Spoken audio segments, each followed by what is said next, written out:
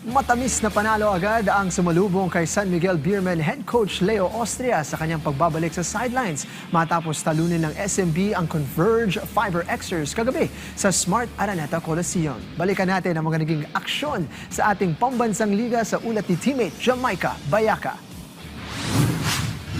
Matagumpay ang pagbabalik ni San Miguel Beermen head coach Leo Austria matapos muling gabayan ng koponan sa 126-114 na panalo kontra Converge Fiber Xers sa PBA Season 50 Governors Cup kagabi sa Smart Araneta Coliseum. Muling nakabalik sa sideline si Austria pagkatapos makarecover mula sa isinagawang angioplasty at agad namang nakabawi ang Beermen mula sa kanilang overtime na pagkatalo sa TNT. Mas naging espesyal ang panalo para kay Coach Leo dahil ito ang kanyang unang laro matapos hindi makapanguna sa huling 6 na games ng SMB sa conference.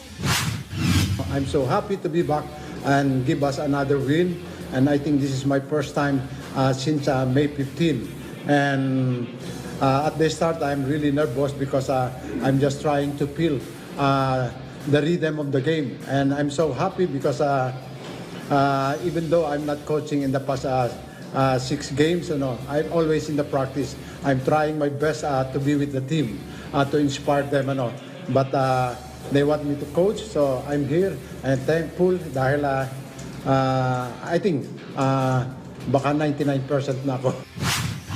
Nanguna sa panalo ang import na si George King matapos magtala ng conference high na 46 points, 14 rebounds at 6 na assist. Nagdagdag naman si Don Toliano ng 27 points habang nag-ambag si Junmar Fajardo ng 5 puntos at 21 rebounds. Naging dikit ang laban sa first half ng laro pero tuluyang nakalayo ang Beermen sa ikatlong quarter matapos ang kanilang 37-21 rally na nagbigay sa kanila ng komportableng lamang hanggang sa huling busina. Pinuri ni Austria ang laro ni Fajardo dahil mas pinili umano nitong tumulong sa rebounds at paglik para sa kanyang mga kakampi imbes na maghabol ng maraming puntos. Junmar is attracting a lot of double teaming, and also George, so he was able to get it to the right spot, and he was able to he was recognized by his teammate.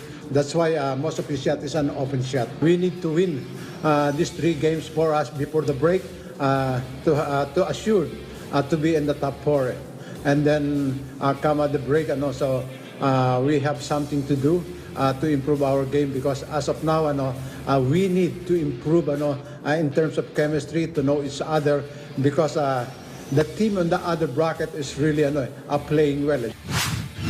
I think we showed moments defensively where we were really good for spurts, and I think we have more that we can grow from this game, more to grow from this game, excuse me. So I look forward to the next one, Saturday already. Dahil sa panalo umangat sa 5-2 ang San Miguel at nananatiling solo sa ikalawang pwesto ng Group A habang nalasap naman ng Converge ang ika-4 na sunod nitong pagkatalo. Samantala sa naunang laro, tinapos ng Blackwater Bossing ang 3 sunod na pagkatalo matapos talunin ng Phoenix Super LPG Fuel Masters 106-100 sa tulong ng malakas na opensiba nito sa magpapatuloy ang aksyon sa liga sa Biyernes, August 7 sa Ninoy Aquino Stadium. Jamaica Bayaka para sa atletang Pilipino, para sa bayan.